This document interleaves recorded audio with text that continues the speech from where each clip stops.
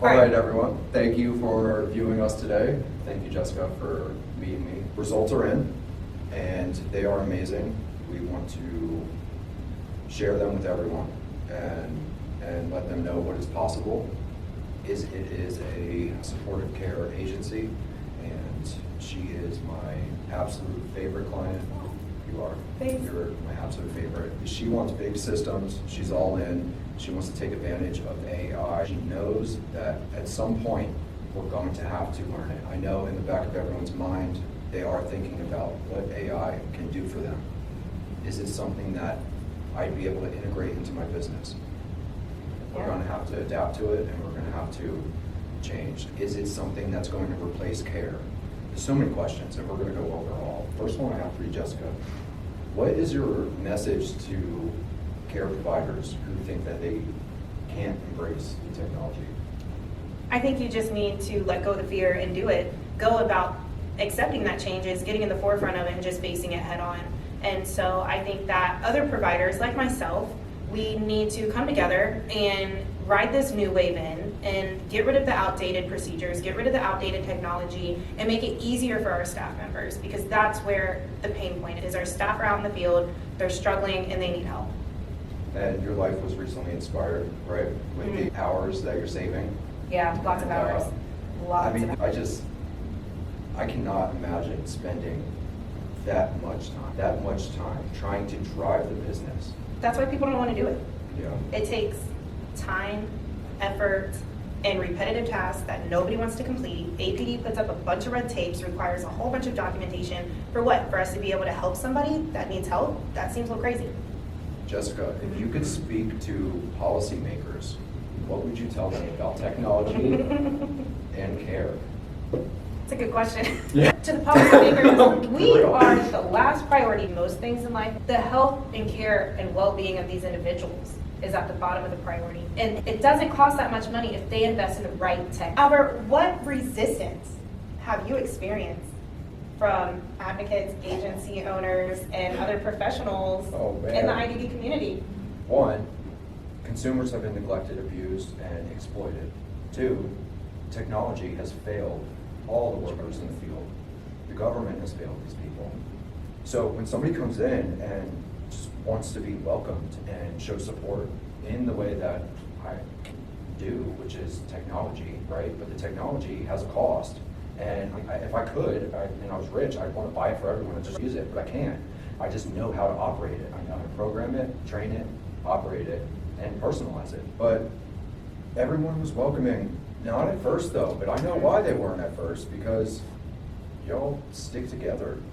You don't let anybody in. We do. It is very hard. I tell you that every single new name that comes across, in a professional standpoint, if I hear that someone's making a stir in our community, I am asking every person that I know. I love it. Do you know this person? Who are they? What do you know about it? What are we doing? Yeah. Who is this? Who? The first time I met Deanne, she said, "Why do you care? Just why do you care?" That's a good question. That is a great question. And I said, I just do. I just care. She was like, no, but really, why do you care? Why do you do this? And I told her, I said, I hated my job. AI is coming, and I know what it's going to turn this world into. And it's already so bad.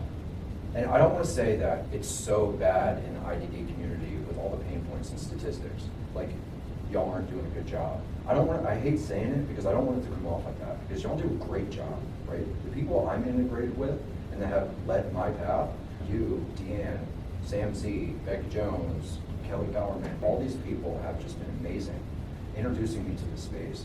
But there is a lot of neglect going on with other agencies and other businesses.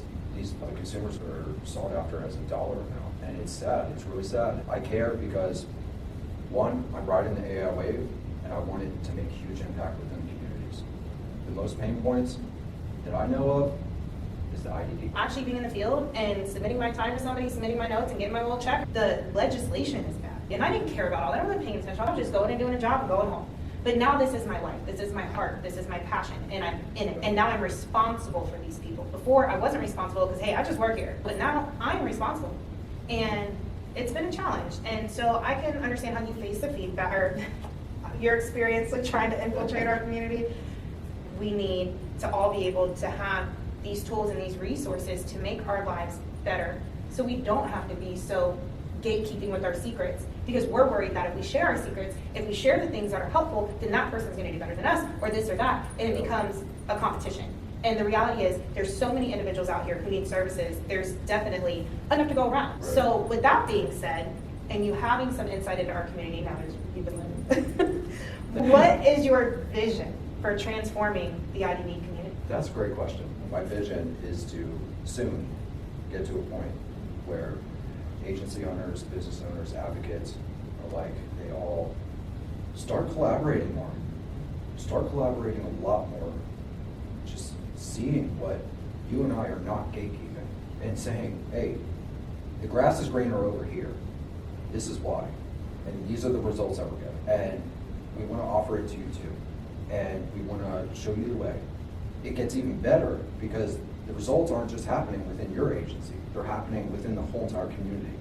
So that's my vision. The next pipeline for us is we have a training platform. And it's not only just for your staff, it's for the healthcare professionals. And it's going to be competitive pricing, and it's going to allow these professionals to opt in, get their trainings and certifications on time, and everyone is compliant across the board. I had a conversation with a nurse. Hey, how many CEUs do y'all need to have? What does that look like?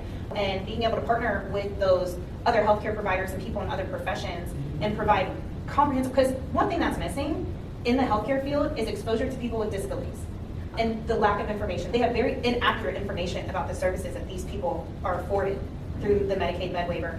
And so if we could maybe even funnel some of those healthcare workers into these classes that are teaching specifically about our community, they're getting their continued hours that they need while getting exposure to our individuals and being able to get information that's going to help them do their jobs when these individuals are in their hands.